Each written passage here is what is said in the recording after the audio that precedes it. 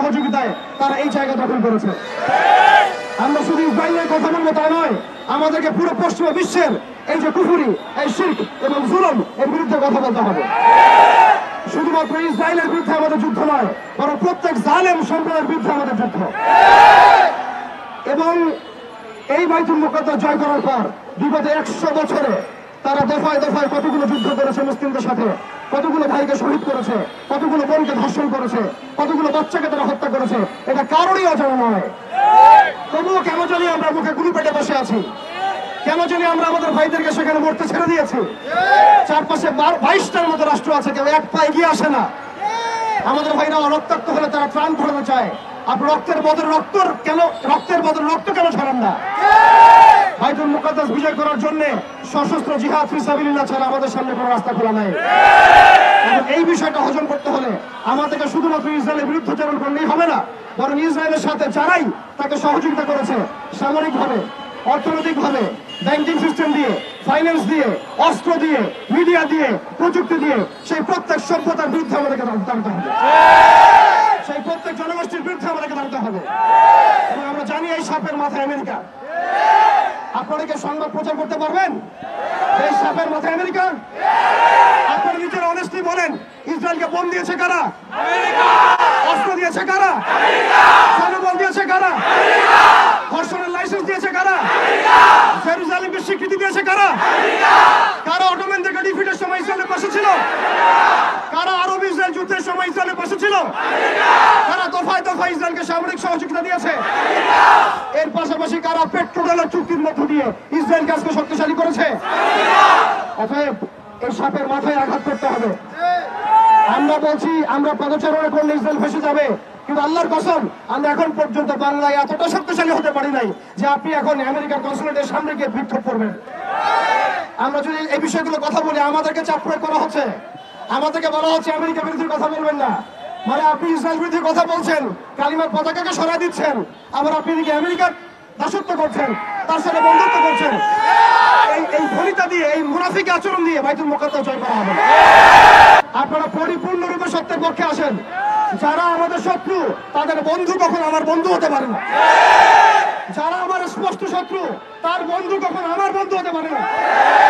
এটা আমার কথা নয়, আল্লাহ রাব্বুল আলামিন বলেছেন, লা তাত্তাখিযুল ইয়াহুদা ওয়ান নাসারা আউলিয়া, তোমরা ইহুদি এবং নাসারাদেরকে পশ্চিমকালেও বন্ধুরূপে গ্রহণ করো না।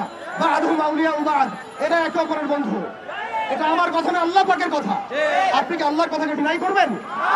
দেখুন, তারা জায়নিস্ট মুভমেন্ট গঠন করেছে, আমরা এখন ঐক্যবদ্ধই হতে পারি নাই। তারা সারা বিশ্বের অর্থনীতি নিয়ন্ত্রণ করছে, আমাদের বিকল্প অর্থনৈতিক ব্যবস্থা দাঁড় করাতে পারছি না।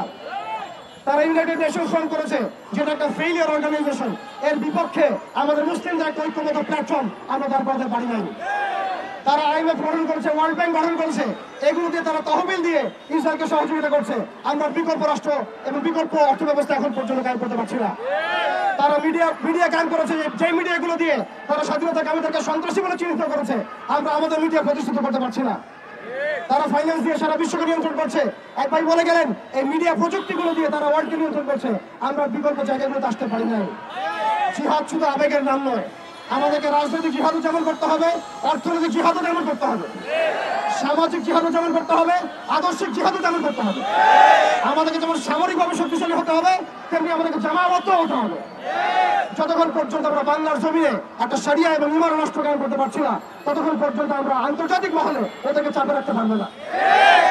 আবার বলছি শুনুন, যতক্ষণ পর্যন্ত আমরা বাংলাদেশে একটা শরিয়া এবং ঈমান রাষ্ট্র কায়েম করতে পারছি না, ততদিন পর্যন্ত আমরা আন্তর্জাতিক মহলে ওদেরকে চাপে রাখতে পারবো না। একজন ব্যক্তি কখনো রাষ্ট্রের বিরুদ্ধে যুদ্ধ করতে পারে না, একজন ব্যক্তি একক ব্যক্তি রাষ্ট্রের বিরুদ্ধে যুদ্ধ করতে পারে না, কিন্তু একটা ইসলামী রাষ্ট্র চাইলে অবশ্যই রাষ্ট্রের বিরুদ্ধে যুদ্ধ করতে পারে। অর্থাৎ এই মিশনটা অনেক লম্বা। এটা একদিনের শোডাউন, একদিনের এই কনফারেন্স, একদিনের এই মিডিয়া কভারেজ, একদিনের মিছিল মিটিং এর বিষয় নয়। আমাদেরকে সুদূর প্রসারী লক্ষ্য নিয়ে এই ইসরায়েলকে এই পৃথিবীর মাটি থেকে মুছে ফেলার জন্য যা যা করণীয় তাই করতে হবে। আপনারা হীনবল হবেন না এবং দুশ্চিন্তাগ্রস্ত হবেন না। আল্লাহ পাক ওয়াদা করেছেন, ওয়ালা তাহিনু ওয়ালা তাহজানু ওয়া আনতুমুল আ'লাউনা ইন কুনতুম মুমিনিন। তোমরা হীনবল হয় না, তোমরা দুশ্চিন্তাগ্রস্ত হয় না, তোমরাই বিজয়ী হবা ইনশাআল্লাহ, তোমরা যদি মুমিন হয়ে থাকো। শেষ কথা হচ্ছে, প্রিয় ভাইরা, আমাদের বাড়ির পাশে আর একটা আঞ্চলিক ইসরায়েলের জন্ম হয়েছে। প্রত্যেকটা জায়গায় আল্লাহ রাব্বুল আলামিন মুজাহিদ ভাইদেরকে তৈরি করছেন, কিন্তু আমাদের অঞ্চলে এই আঞ্চলিক ইসরায়েলকে মোকাবেলা করার শক্তি কি আমাদের আছে? এর জন্য কি আমরা প্রস্তুত আছি? এর জন্য কি আমরা প্রস্তুত আছি? তারা আমাদের উপর একটা অনিবার্য যুদ্ধ চাপিয়ে দেওয়ার চেষ্টা করছে।